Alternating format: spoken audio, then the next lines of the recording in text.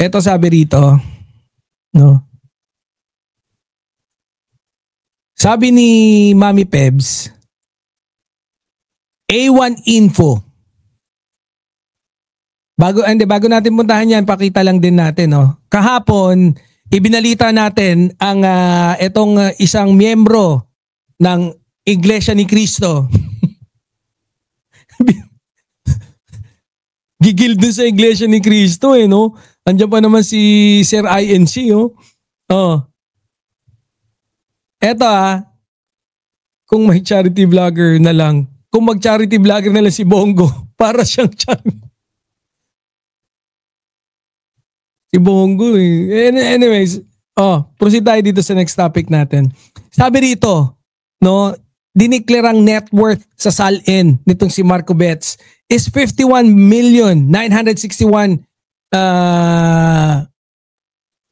Tama ba? 51,961,550, almost 52 million yung kanyang SALN.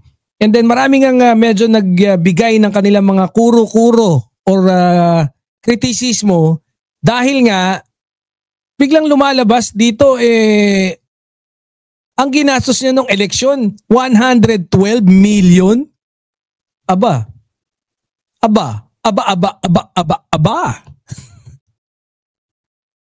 Ha?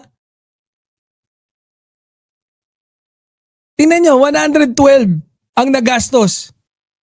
Nung kamakailan lang yan So ibig sabihin, kung hindi siya gumastos niyan, over 116 tama ba? Kung 2052 160 plus million pala ang SALN niya sana. Ang maraming nagtataka, paano at bakit gumastos siya ng 112 kung ang matitira mas malaki,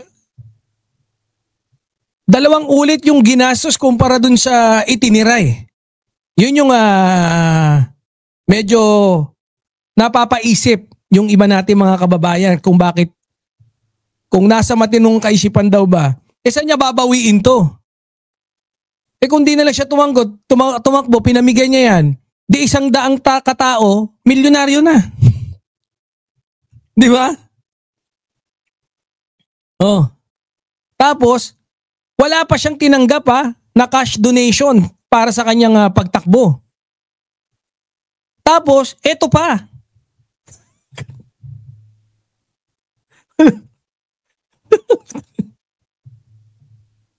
Ang pogi ni Marcoleta, hayop.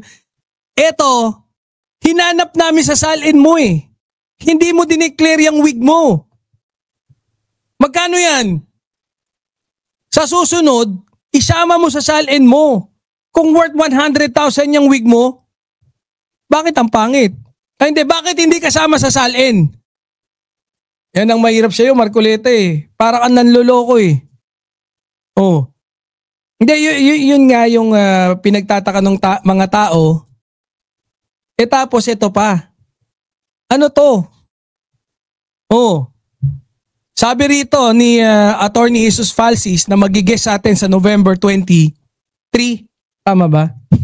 Sa November 23, guest natin si Attorney Jesus Falsis. Sabi rito ni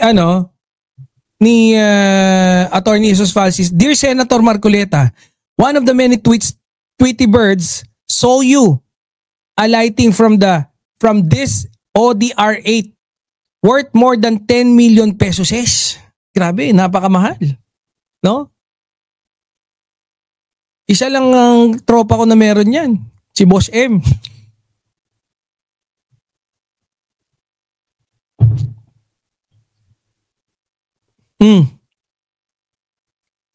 This was sometime in January 2025 around Starbucks, Petron, Katipunan. Yun nga Si Marcoleta ba to? Medyo maguluwig niya dyan. Baka anak niya yan. Hindi. So, 51 million, tas meron kang 10 million pesos na sasakyan worth. Tapos 51 million lang yung SALN mo. Kaya maraming nagtataka. Baka naman pinahiram lang yan sa'yo or beneficial owner lang kayo. Nagtatanong lang daw. Ayan. Abangan nyo yung pag-guesting sa atin ni Attorney Jesus Falsis.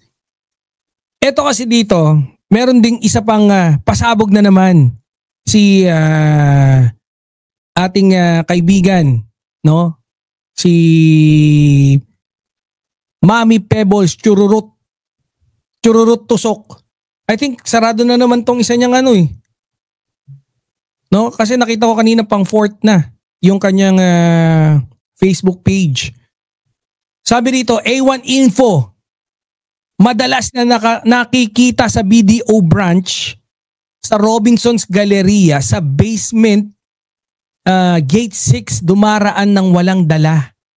Lalabas sa Gate 9 na may dalang mga bag na itim. Puro pera. Kailangan maimbestigahan to. #Chururot. Madadali kayo dito. Kailan yan? 21 hours ago nung kay ano rin pala. Kay Attorney Jesus Falsis. No, A1 Info. Paano na to? Ba't nga naman pupunta ka ron, wala kang dala. Paglabas mo, meron ka ng dala. Meron ka ng bitbit. Buti hindi ka kung naispatan ka ni Gutesa, patay ka. Si Gutesa matindi pa naman mag-witness yun. Matindi mag-witness yun. Ang dapat mong ikakaba is kung nakita ka ni nakita ka ni Mike Defensor. Dali ka ron. Biruin mo, bag kang itim. Totoo ba to?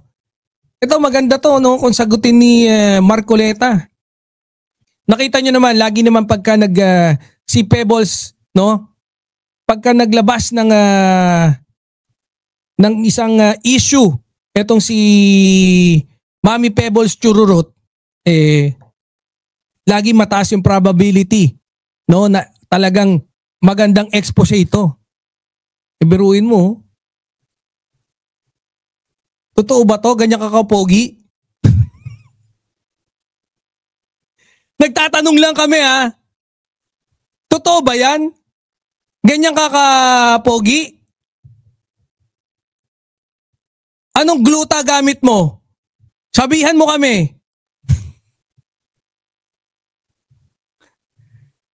Ano pinandikit mo dyan sa wig mo? Kapit na kapit Dapat di ka nandedenggoy na ganyan.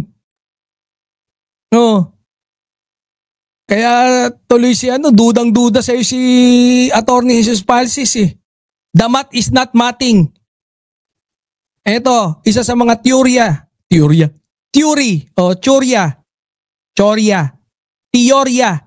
No? Ito isa sa mga teorya kung bakit. It's either hindi mo sinabi na may nag-donate sa'yo, or, either he has a ghost donors, he doesn't want to declare. Baka contractor. Sabi Hindi ako nagsabi. Si Attorney Jesus Falsis. And falsified his source or he has a ghost money or assets he didn't declare in his SALN, which will make his SALN falsified as well. Patay, kalaboso. Fluorescent filter. Napaka-pogi ng napaka-pogi mo naman pala Hiyang-hiya naman kami sa kapogian mo Oh, wait lang. Naririnig, meron ba? Ikaw nga, wag kang ganyang kapogi. Ano?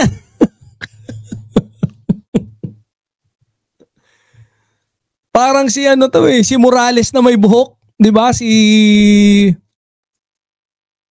Pidea Morales. 'Di ba kapanot 'yon? Ito rin Tsaka may tanong kami, ba't ang dami niyong panot diyan? sa DDS. Lang yan. Ano yan? Samahan ng mga panot? Ganon? Hindi kayo nakakaaliw ha? Kala nyo ha? Kala nyo natutuwa kami dyan na papanot-panot kayo? Si Marcoleta, Vic Rodriguez, si Morales, si Banatbay, si Dada. Nang teteng puro kayo panot dyan.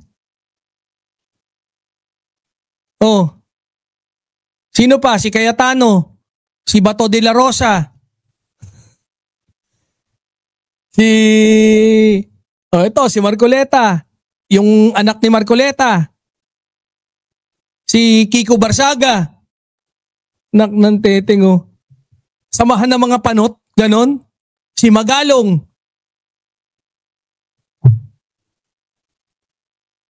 Kayo nagbibigay ng kahihiyan sa mga panot.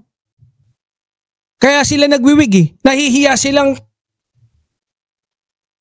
mai-categorize kasama kayo eh.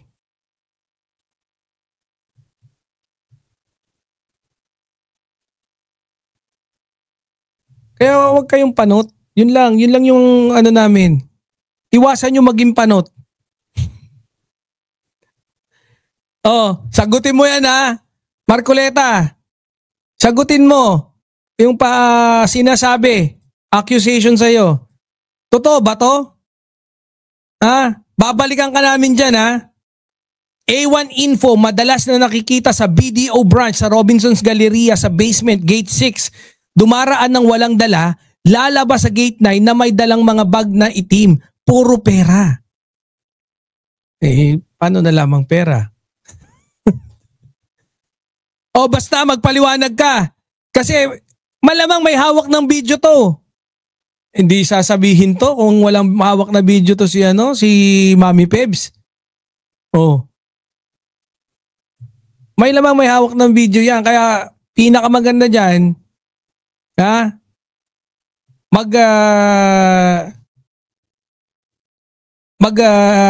Pakita ka sa media tapos idebunk mo.